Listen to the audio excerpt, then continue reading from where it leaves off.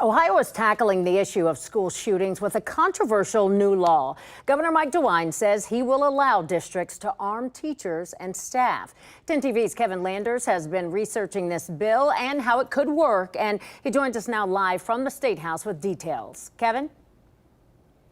Good evening. Behind me is the governor's office, and he has yet to sign this bill, but he has told us he will sign it at some point. Now, under this bill, in order for a teacher to carry a gun at school, they have to have first a CCW permit. Now, they also have to have 24 hours or up to 24 hours of training for a firearm, but the bill also says they have to have 20 hours of training, so there's a little bit of confusion there. And as for liability, well, if a police officer shoots and kills someone, they have qualified immunity, but will a teacher have that under this bill? There's a lot of questions still surrounding this law.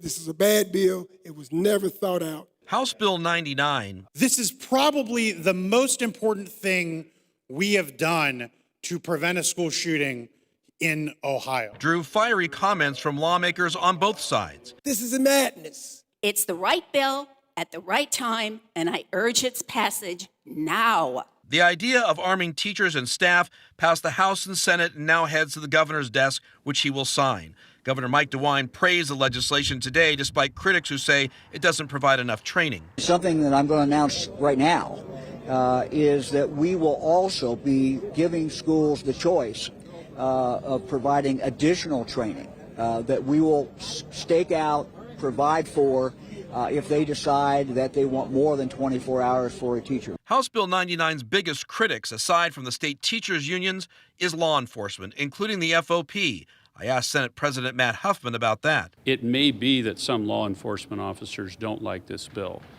but many do. Including Butler County Sheriff Richard Jones, who tweeted today, "We are again, as we did in 2018, making free CCW classes for school personnel." Lawmakers who support arming school staff say the bill speaks to areas of the state where schools can't afford school resource officers or where police response may be slower because of a lack of officers. The bottom line is the police can't always be there to protect you. House Bill 99 makes no mention of safe storage of guns on school grounds. Those who helped write the bill say qualified school staff who carry a firearm will act just like those who conceal carry outside schools. And school districts will have the flexibility to set policy about how guns will be stored on school property or if they will allow the permit holder to carry them. Now, according to Faster Save Lives, which trains teachers across the state on active shooter training, they say they've trained about 2,000 people, mostly in Ohio. And when we asked to speak to some of those people today, they declined, saying they didn't want to let some schools be targeted as those who have had training and those who have not.